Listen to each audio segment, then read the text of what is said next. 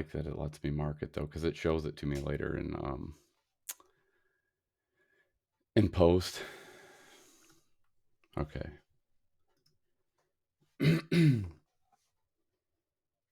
Hello, everybody, and welcome to the Frame by Frame podcast. I'm here with Will Carson and Florian Boelter. Today, we are going to cover a little bit about Florian, the open doors platform, and our current job market. And so, without waiting, we'll just jump right in. Will, do you have any questions you'd like to start with, or Florian? Yeah, I'd just like to say hello. Hi everyone, my name is Florian. Maybe I'll just give a really brief introduction about like who I Absolutely. am, where I work. Of Okay, course. all right. So yeah, my name is Florian. I'm based in Germany, in Hanover to be precise, and I'm also a fellow Career Foundry alumni. A couple of years back now, and yeah, my current place of work is Juro, a UK-based startup in the legal space for contract management. And yeah, I'm a senior product designer there. But yeah, I think we're probably going to talk a bit more about what else I'm known for, which is the open doors platform that I initiated earlier this year, and that seeks to help, yeah, basically assist juniors in finding their first job through job board, but a lot more. And yeah, maybe that counts as an introduction. That was a great introduction because I was going to start by asking what your background was before going into Mhm. design and what brought you to Career Foundry in general. Yeah, Because we're all Career Foundry alumni and we all have relatively different backgrounds, but yeah. we all ended up there for some reason. So, Maybe wildly different backgrounds. yeah. Yeah, yeah. I guess in terms of career, the it's actually not that wild. Like I was a product manager for a year before I transitioned into design, which is I guess very close already in tech and also already has touch points with design, which by the way is also kind of the reason I then later transitioned into design because I learned a lot about design in that job that I didn't know before. And that was just something that resonated so heavily with me that I made the decision to, change a little more. But before that, I actually got my master's degree in German literature, which I guess is pretty different from design. And I was actually trying to aim for an academic career, but yeah, doing my master's, first of all, I felt that this was not 100% aligned with what I thought it would be.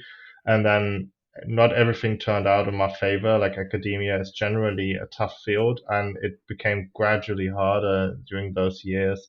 And I just decided, I got to go somewhere else. And I've always been drawn to tech, really.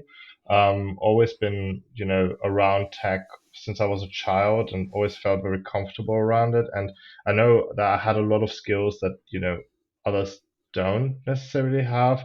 And I thought, okay, maybe I can make something of it. And I found that product management job. And while I guess it wasn't the best first job you could ever have, I'm still kind of grateful that I had it because yeah, I think it enabled me to do what I'm doing now. And yeah, and then about Career Foundry, I got to that. So obviously did my research when I quit that product management job and decided to go into design or I thought about it, and then I found Career Foundry almost quite happy with what I saw there in terms of like how they handle things, and like comparing them to other boot camps, to other programs, and I ended up doing the UI course. I think I already knew that I wanted to do a holistic kind of role when I finished that, and therefore kind of doing like both UX and UI, and I am now a product designer, so I am doing exactly that.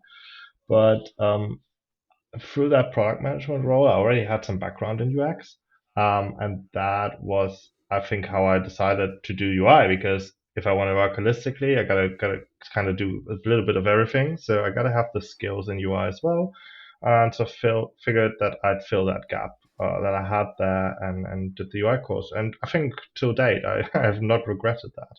Like, I think that still think that was the right decision. Yeah. Do you find you're playing the role of a generalist at your current position? So, I mean, this is now the depending on how you count, like probably I'd say the second full-time position I had. And going from the first to the second one, I figured out a lot about like what my strengths are really. And I think I found out that like my strength is really in strategic design and like um, bit more on the UX side, even I'd say, and like analytical and data driven things, and a little less on the UI side, for example. So I definitely think that I have a profile that has a strong suit. But for in general, I think yeah, I'm very much generalist. Like I like to be across the whole spectrum, which is why I aimed for such a role. And but I think eventually, and I think we're going to touch on that later. But I think it's very like everyone has this kind of strong suit. Like no matter what you do, like you might be more visual type, you might be more strategic or analytical and things like that. And I think it's very important to find that out about yourself, because for me that took like a really long time. I had to go through a full role to really find out like who I am as a designer. And I think people can do that earlier. But yeah, um, for me that's that. No, I think that's very important. This is my first official role at a company. As I started as their junior UX, and then at the moment I'm their lead design, lead UX, and Mm, I'm kind of elbowing my way into the product management. And that was more at the moment because I know everything that's going on as far as mm, what is involved in our project, and so I'm usually the guy people are coming to for answers about something if they don't already have that knowledge. And I don't know if I enjoy that part of my my job as mm, much, but um, I do find it fun because I mean, who doesn't like to know what's going on? So it's definitely a different opportunity. But this is something I did not expect when I made my transition over. So, mm. but no, it is also yeah a very generalist role. Would you say that's something important for people transitioning or even new junior designers? Is even though it's nice to know where your strengths are, maybe it's better in this market, I guess, to be a generalist. Yeah, I think definitely that the trend is going towards like product design roles that are like by nature pretty holistic and like, asking for generalist approaches. I definitely think this is beneficial. I think if you look back and talk to people that transition into the field like 10 years ago or like at least more than five, you find that they were very often, asked to specialize pretty heavily quite early on. And you don't find that anymore. I think you just gotta show skills across the board, and then you have like one strong suit that is like the T shape basically. Mm-hmm. So the vertical. Um, but aside from that, like you got to be able to do some research. You got to be able to um, participate in like discovery and things that designers, I think traditionally, like looking back way earlier, did not necessarily take part in 10 years ago or something like that. And then up to like handoff and even overlooking implementation to an extent, depending on the role. So there's everything, and you got to do it all to some degree. And obviously, each role is different. So there might be roles, where visual part is a lot heavier than the strategic part, or maybe product managers are like extremely proactive and like you only have to do very little in like discovery.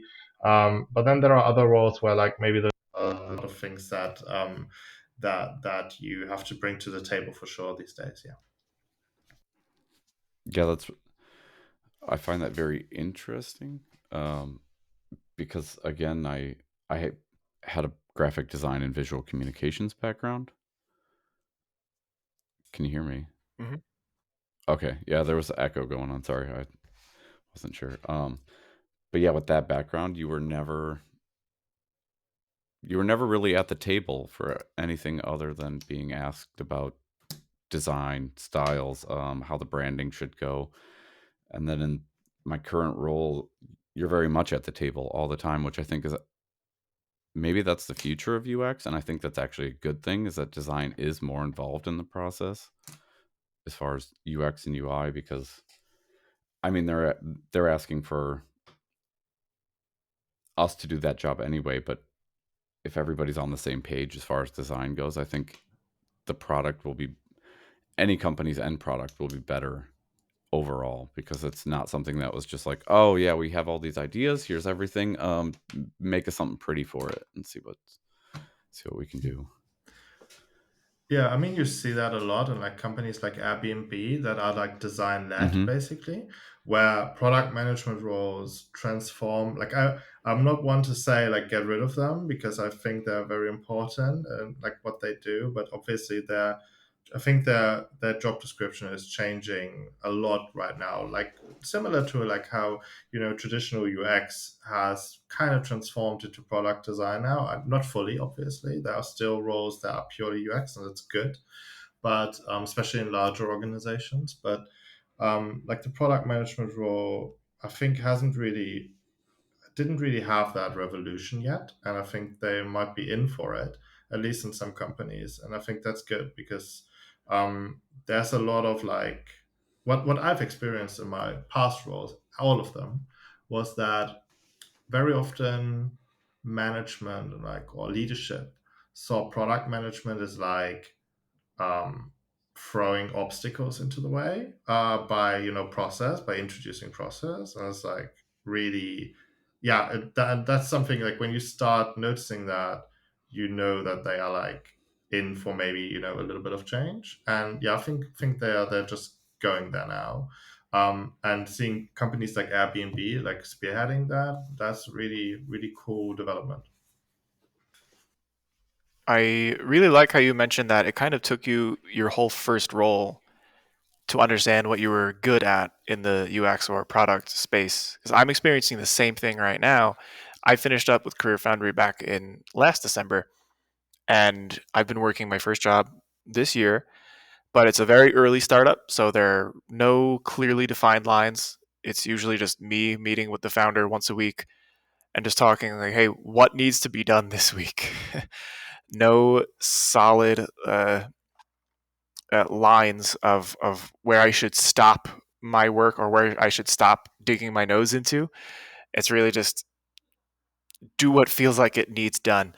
And then after all the chaos is done, then I could sit back and really think about what I've done and what I was good at. And so I think you're super right. It's going to take me this entire first role to really understand what it is that I was good at here. Yeah.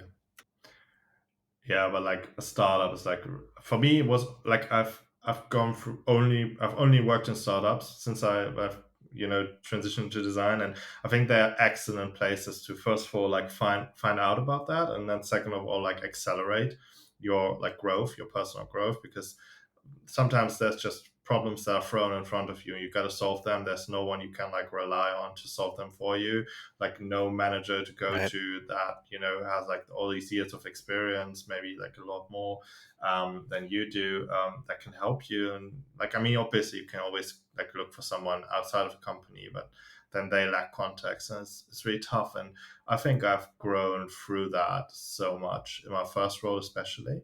So yeah, I think you're in for a good ride there. Yeah. Do you see your Sorry, Will. Um, do you see yourself like staying in the startup side of everything then, as far as long Uh, term goes, or do you have plans to move into a larger organization? Yeah, that's a good question. I mean, I've pondered about that a lot when I switched my roles, my last roles, because my first company, the first full time role was in a startup that had Series A funding in the end, so pretty early still, actually, I'd say. I started there when they were still seed funded, and then they scored the Series A in the meantime. But it was all very like rough and like still finding product market fit and all of these things. So very wild ride. And then the company I'm with now, I joined when they already raised Series B and are now like working towards Series C. And that's already such a huge difference in terms of like how they're organized, how mature the product is, and like, the types of tasks that you have. Like for example, in the first role, I sometimes had to build like landing pages in Webflow, just like generally stuff there, which was not something that was like at all part of my job description. Usually, I just had to like put out little fires or like just jump in where like there was a gap in knowledge with other people. And that's something that doesn't really happen that often now. Like this, like more mature company, there's usually processes in place for these things. So that being said, I do enjoy both. And I definitely would like to try eventually, to work in a much more structured company and in a bigger one. But I think what I can definitely say is that my heart is with startups. Like, I love the fast-paced nature. I love this make and break things. And I am like a builder, I think, and like, yeah, at heart at least, like, and that'll never leave me. So I've I think I might give it a chance at some point, like to join a bigger, more structured company. Um, but I wouldn't be surprised if I go back to the startup world after that. I could see that where that would be extremely beneficial to have that experience in a very organized, structured company, because you could bring aspects of that back to your next role in a startup. But that's really cool because I share that same mentality. As in my role, I can't imagine doing another role. Like I really enjoy what I'm doing. I enjoy that there's a lot of diversity to it because I'm also somebody that tends to get bored after a minute. Does that make sense? Like, I can't do the same monotonous thing every day. It wouldn't, um, that wouldn't work for me. But I'm at Yeah, the other extreme right now where you're never on one thing for long enough to really even start getting bored. Hmm. So yeah, it's a lot of jumping. But yeah, no, I don't know if I have a desire to go to a large organization really. yeah, I think I would stay in the startup space, but that's currently my standing. yeah. So Same here. Yeah, for me, it's also like um, like how long decisions take. For example, that's something that can annoy me really quickly. Like not just like in my personal like work life or whatever. Like if I just think about government, for example, in Germany, like things take ages to like be done, and I'm very annoyed by this in general because I like simple and effective solutions, and that often doesn't seem like that to me. So I think, yeah, while I said like I would give it a chance, it would have to be a company that kind of like can really win me over with like very specific things, I guess. Like for example, a very like attractive product and just a super interesting product to work on, and like a role that's focused on something that I'm super interested in. It would have to be that. I would not just join, I don't know, Meta or something for like let's just say standard role, because I think that I would not be happy there for a long time. I would just rather join, a right now completely unknown startup, rather than that. But like I don't know, there are some companies out there that I definitely like to take a look at that are larger. But yeah, again, like it's quite specific, I guess. I think that's really good though because it shows where your heart is as far as design and product design in general. So that's probably a good thing. Will, if you have anything else, uh, you Yep. can go right ahead. I Otherwise, I've actually worked on an operations team in an aerospace engineering company that did contract work for the U.S. government before, and that was painfully slow. I know exactly what you're talking about with the government stuff just taking so long, and maybe companies or maybe massive companies that don't do contract work for the government are faster, probably, but I still don't think I can go back to that pace. I'm realizing more and more now that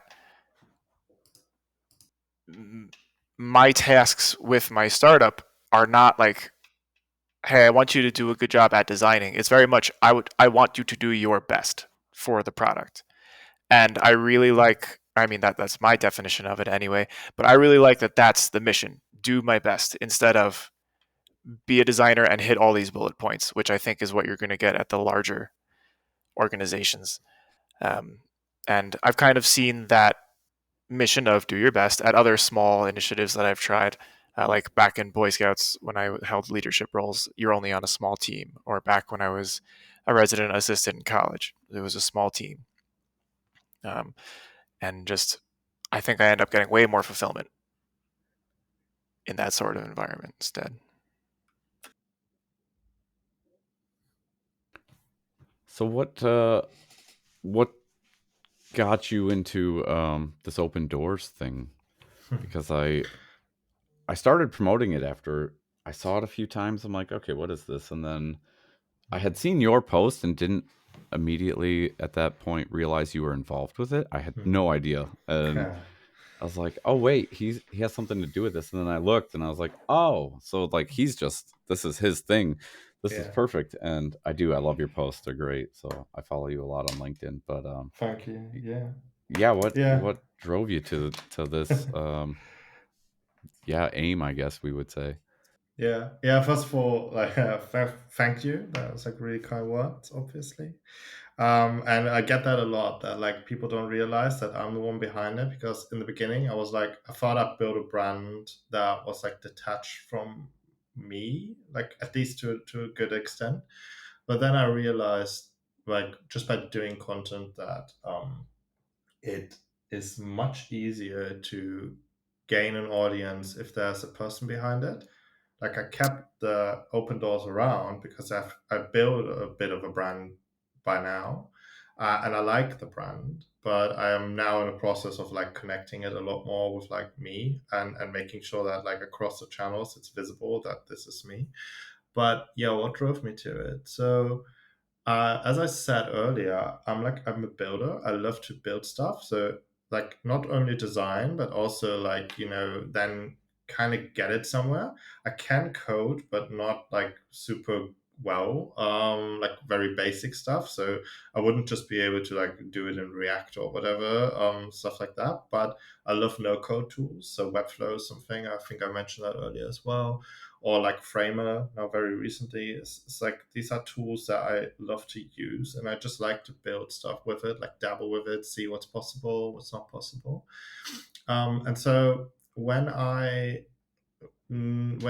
time at my first role came, like not too close yet, but like was about to, I was thinking, there might be a little bit of a gap in between, and also I've always felt the urge ever since I transitioned into design to like, just build a side project and a side hustle, even if that's possible.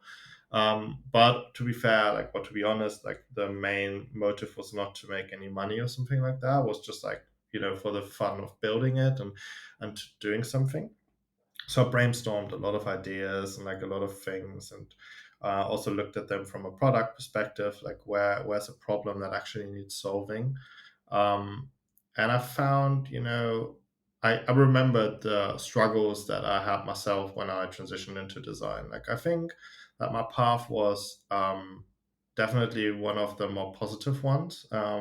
Didn't took me ages to transition. I had like, little successes every now and then. There was no like major setbacks, or like, months over months of no interviews. It was definitely, I think, going quite well for me. But I saw a lot of people around me struggle, um, like struggle a lot, and some even really lose hope, and very few even completely turning their back on the whole thing. Um, and I found that like really sad. I mean, I know that after all, it might not be for every single person that decides to make the move. It might just be that it's okay, but still, I felt there was so much potential lost at some places, and so much, despair at certain moments, that maybe wasn't necessarily, didn't necessarily need to be there. So I looked at the situation as it was now, like basically in 2023, and obviously found, as we all know, that to be even worse. So now it's even harder to find a job, to get interviews in the first place, especially as a junior, but even as a senior now.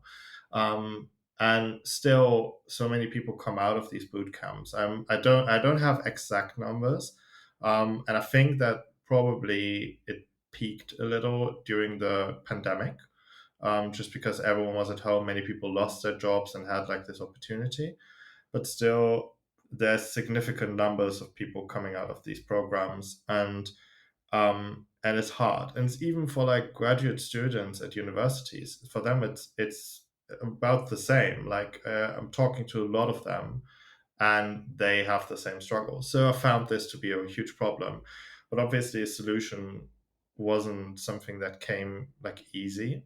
So I thought I'd start by solving the easiest or the biggest problem that was solvable with the least amount of effort that I could find in this space. And that was a very simple one, just finding jobs that are actually suitable for juniors. Like so many jobs don't carry that title, but are still, meant to be for them.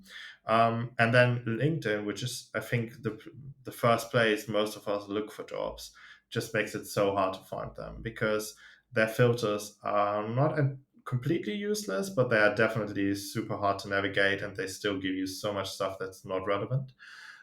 So I thought, I can dump this down and I can make this easier and I can just aggregate things. And I launched a job board. I called it Open Doors, built it in Webflow. And, the idea was, okay, maybe I can get companies to list jobs with me, but I quickly found out that was actually not that easy. Because for them, if you take a look at like how quickly they get applicants for these roles when they post them, hundreds of them, they didn't have any pain like getting applicants for their roles. So, okay, that was not something that was worth doing. But I set up a newsletter for just for the purpose of actually bringing people back to the platform and keeping them in the know about new roles, um, without having to come to the platform directly all the time. And that got a lot of signups really quickly. And I was very surprised by that and pretty happy about it as well. And I thought, okay, maybe this is your time to try content, like content creation and actually helping them beyond just finding the jobs and actually telling them what they can do to like apply to them and actually landing interviews. So I started to dabble with that as well and got a lot of positive feedback, a lot of questions about like certain topics and certain problem spaces, and yeah, it developed from there really. That was really what I think for me. I was like on fire. I was like really caught by the reactions that I got and like hearing the same things from so many people, and then also hearing that like what I told them actually helped. Like it did help them land an interview, or it did help them like understanding what might be wrong with their material right now, things like that. And yeah, and here we are. At the moment, it's going strong, and I think I'm still finding like what I exactly offer in that regard. Like I'm still experimenting a little bit, but I definitely know that I want to help them because I know now that I can't solve this overarching problem of like how like juniors are perceived and how like this market behaves. That's, I think, too much for one person, but I think I can ease it. I can ease the pain. I think at the moment that's one reason we started our podcast is we were watching all these connections, contacts, if you will, on LinkedIn, and it's disparaging to see people really just biting it at some point. They're Like, in what pain. what can I do now? Yeah, like luckily mine didn't last so long, but I was also unemployed for a while, and it was getting to that point where I'm like, I at this point will go do any job to just put a paycheck there and be miserable. I don't care. But originally, that was not my purpose of transitioning to a new career path, is to be miserable. Like that's why I was leaving what I had been doing. So, um, Yeah. but yeah, no, I saw you have a lot of stuff posted on Open Doors, and it's from all over, which is great. Are these people contacting you to post, or are you finding things and filtering them? Mixed by now. I think it's mixed. In the beginning, it was purely me scraping stuff. By the way, big shout out to my wife. I know she will listen to this. She's helping a lot with that now, like Awesome. these days. She is really, yeah, she's a really big help there. Yeah, and so we definitely get submissions from companies for internships, but also for actual roles. And I always make sure that I feature these roles even like even more heavily to make sure that I pay back to these companies that put some trust in me. But and I always hear that they get like lots of good applicants as well from here, which is obviously a really really great thing said about our community or about my community. Um, but yeah, I think the most part is still aggregated, just because what I mentioned earlier, like many companies don't really face this problem where they are like, okay, I'll just post this on LinkedIn, I'll just get these 300 applicants. But what you see a lot as well is like they then close the role like after a day or two after getting 300 applicants. Um, and then a couple of days later they open it again because they probably realize, oh well, that like they weren't like not suited or whatever. So we have to do it all over again, and instead they could just go to a more niche job board that would help them with like a smaller pool of applicants, but that's actually like informed about like what it takes and is in need of these roles. But yeah, that's I guess a learning process. And even though I'm not actively pursuing companies anymore to like post with me, because I did that in the beginning, like a lot of cold emailing about like roles that I found like very good for the platform, but like barely any response. But like I find that there's definitely a bit of an uptick now. I think that's probably because of the increased exposure that Open Doors has received in the last couple of months. But yeah, I hope that at some point I can actually go into a conversation with companies and like talk about expectations and like what would help them beyond just posting the job. But yeah, that's a thing for 2024, I guess. Um, what do you how do you feel about the what is that fast application via LinkedIn, or what is that, the quick app?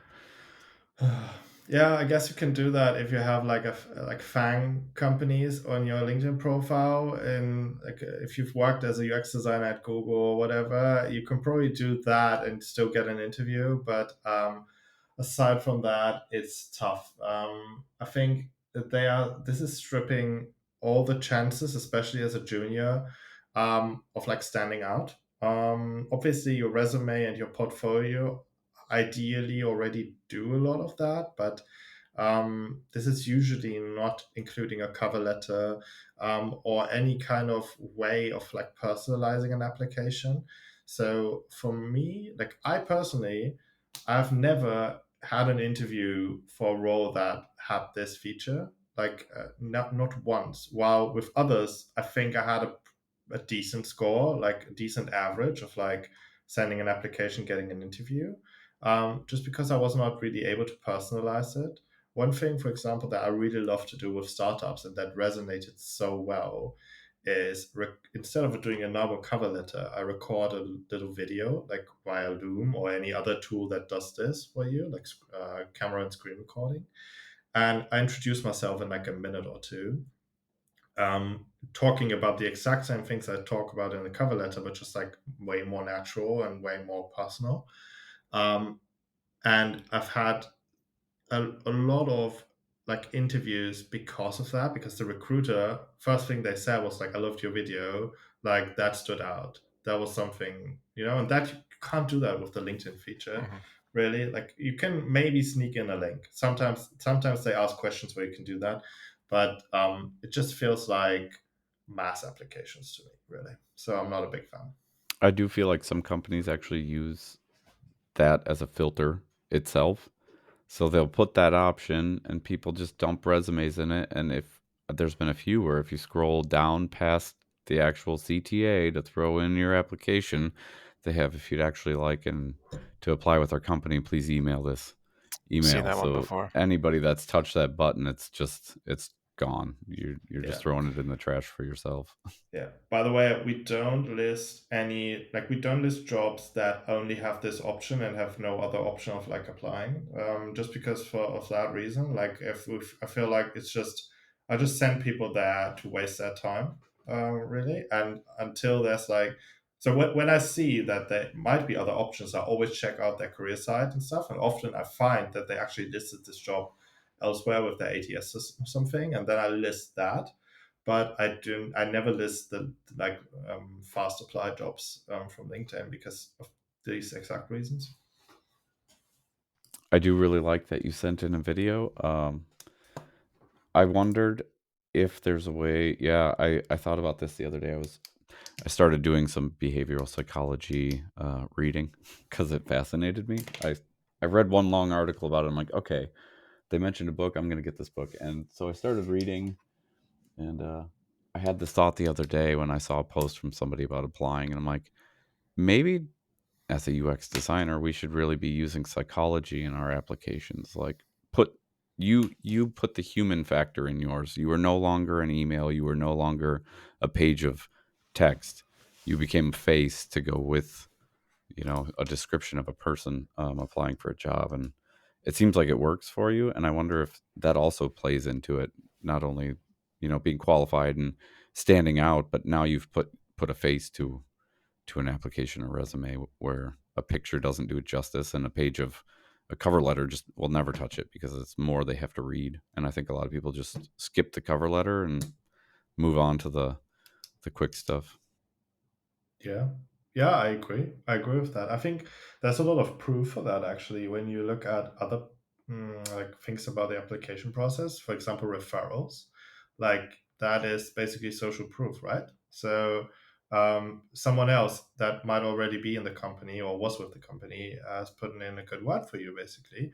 And we know that referrals in most cases lead to the first interview, and from there you go. It doesn't necessarily mean that you actually get the job, but it makes you so much more likely to get an interview. Um, and I think that's the same. Like again, that's psychology really behind that. Obviously, I don't really talk often about referrals with juniors because for them it's really hard to get them. Like unless they know a bunch of people that are already in the industry, which is mostly not the case. They usually start completely fresh, have no network whatsoever, um, and therefore I talk about like how to build these up for the future and how to, just increase the chances of this happening. But usually I don't try to talk about that too much because it's pretty tough. But yeah, yeah, I agree. I agree with you. So do we have any I know you touched on it before, but do you have any predictions for what's going to happen next year? I mean, this episode will air on Christmas Eve, and I think a lot of designers out there are holding their breath till the new year, because they're just tired now. But yeah, Yeah. what do you think's coming for the market at this point?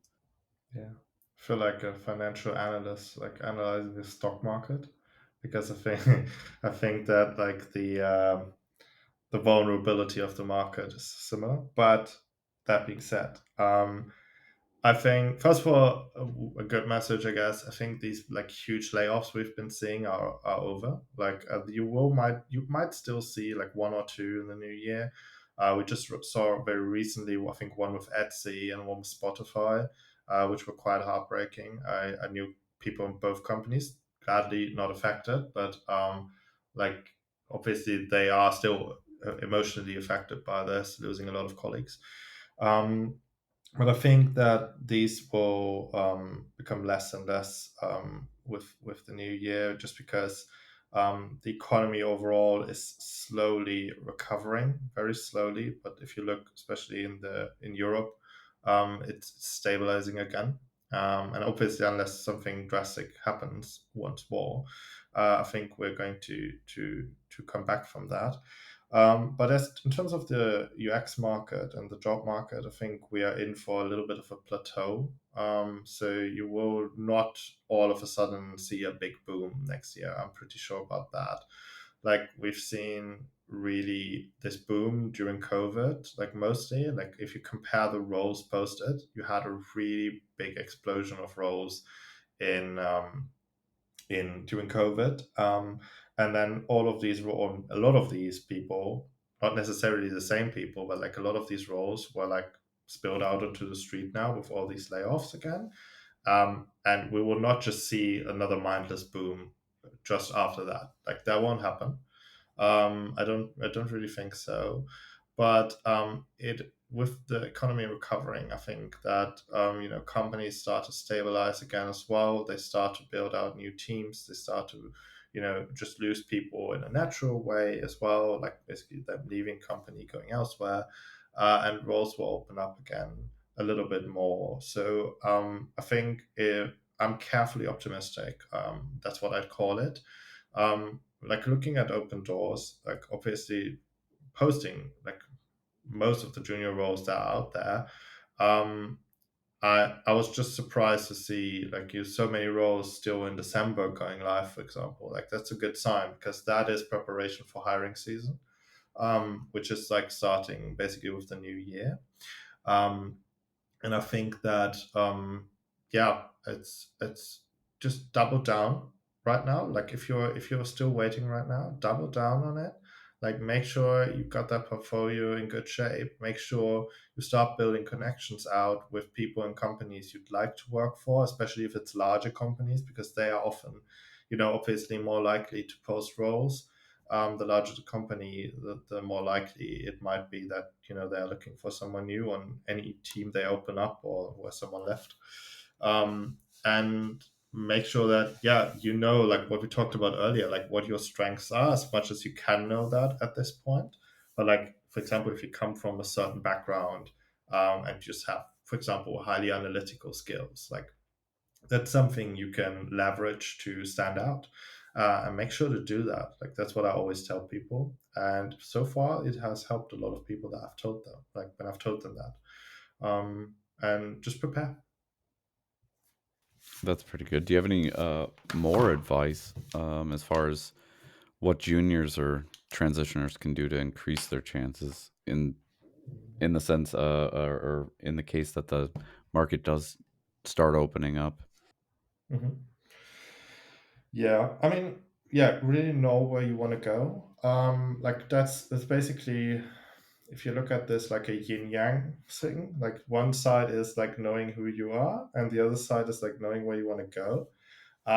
Because if you do that, you get a profile of yourself, and then you get a profile of like a place you'd like to work in, or like a kind of role that you want to do. And if you match these, you will look at like job descriptions very differently. What is always like a little bit of a um, yeah, controversy is probably the wrong word, but like I always get these questions like, how can that be right? I always tell people to apply less. Like I like that. that's always controversial, especially with juniors. Yeah, yeah, you like that? Why do you like that? Well, I unofficially mentor a couple bootcamp students in UX or people who are freshly out of it, and I didn't work with my startup in September and October to take a little bit of a break, just increase my skills, increase my knowledge, and just get a little bit of a direction going. And it really made me realize if I don't, so applying less for me means I know where I want to go, and I'm not going to spend my time or energy applying to everything. It also made me realize if I do apply to everything, then I'm basically not really creating a brand for myself or knowing who I am. I'm basically telling companies, hey, I can be whoever you need to be, which is much more wishy washy than this is who I am, this is what I'm good at. And just knowing who you are and what you're good at is definitely going to help you get a job way better than the Excellent. shapeshifter strategy.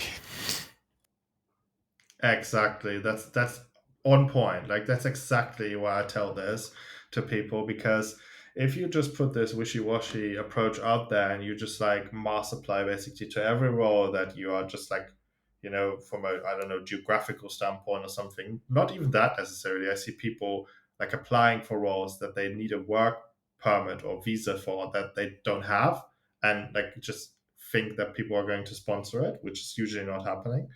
But like, just applying for roles even in your geographical location, just because they are theoretically like suitable for junior or someone of your experience level, that's not enough. And you don't lose out anything. Like, you don't lose out if you don't apply to a role that is just absolutely not fitting your skill set and like where you want to go as well. Like, for example, I would probably never apply for, I don't know, roles in like super traditional companies. And even if one put out a role here and I'm in need of a role, I would not apply there just because I know that there might be this thought of like, okay, I can make it work. Yeah, maybe. Even if like that obviously assumes I get that job, which usually doesn't happen, because this company like catches much earlier that you are not a good candidate, which is fair, which is absolutely fair. But even if you get that job, you won't be happy and it probably won't last long. And so I know that like juniors are especially desperate, which I 100% get. Like, you transition your career, you give up your old career, you usually don't have a job anymore because most people don't do this part time because it's really tough.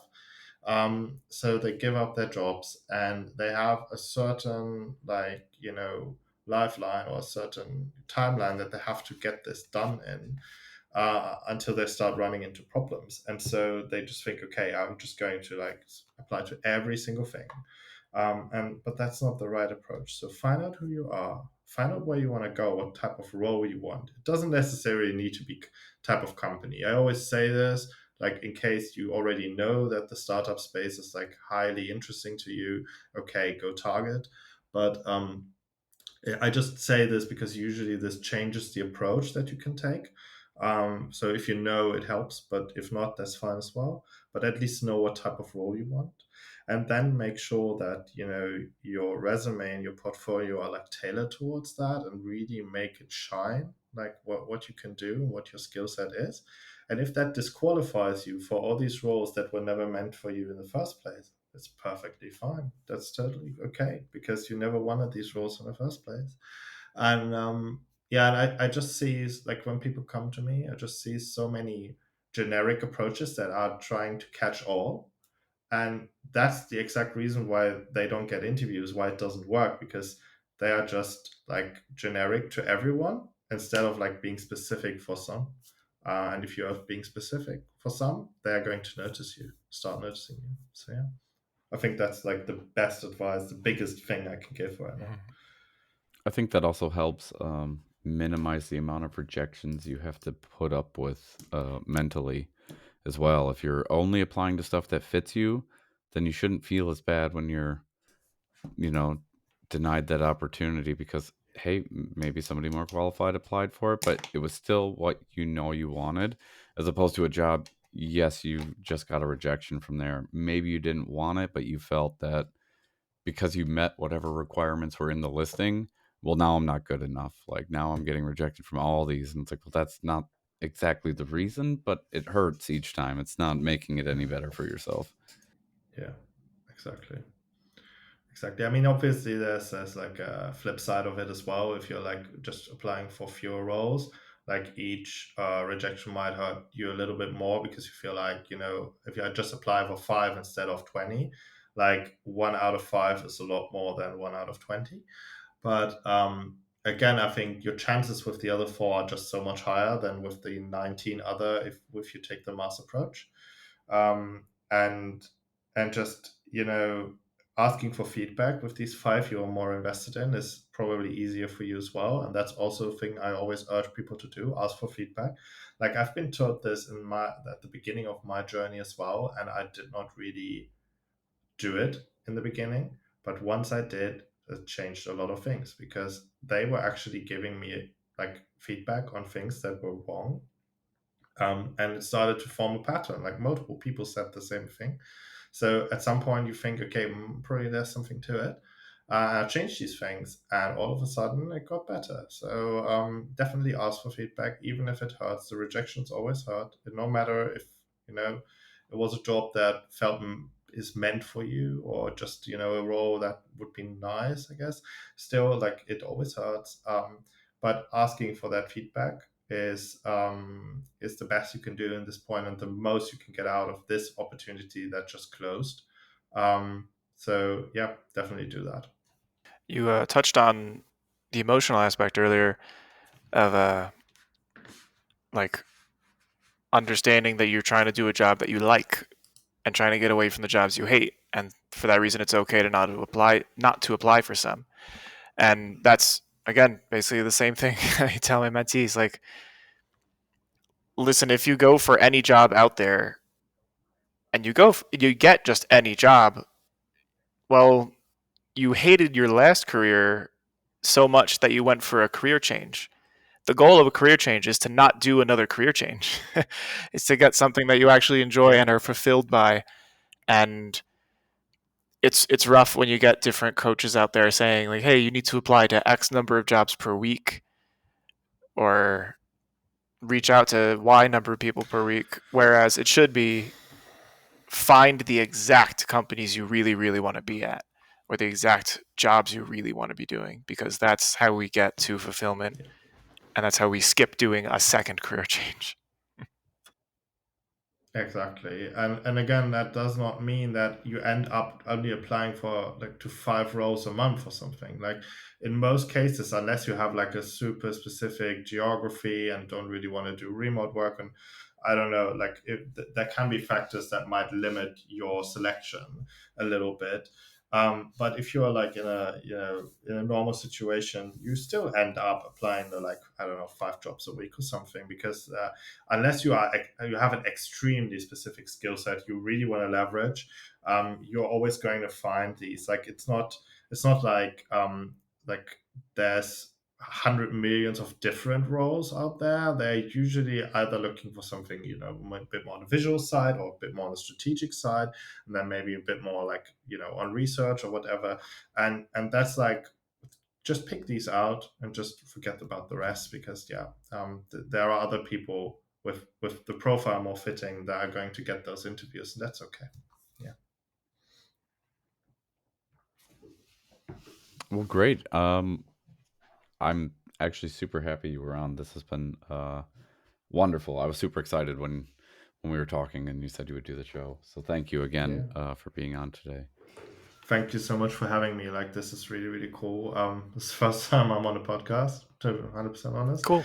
And yeah, I really enjoyed it. And thank you for obviously, mentioning open doors and supporting it in that way. Um, and yeah, love what you guys are doing here. So thank you for having me. Thanks so much. I will end the episode unless Will has more, because we are running up to our hour limit. We're trying to keep ourselves, otherwise we'll just keep going. I got a short one. Hmm. I have 2 short ones, but I'll lead with one short one. I went and looked at your LinkedIn activity over the last 12 months, just to be creepy. And I saw that you had a post literally just last week that hit over 100 comments in 24 hours. I think that's right. I saw that. I think on average you were hitting somewhere between 10 and 20 comments on most of the others. How did that feel, that one?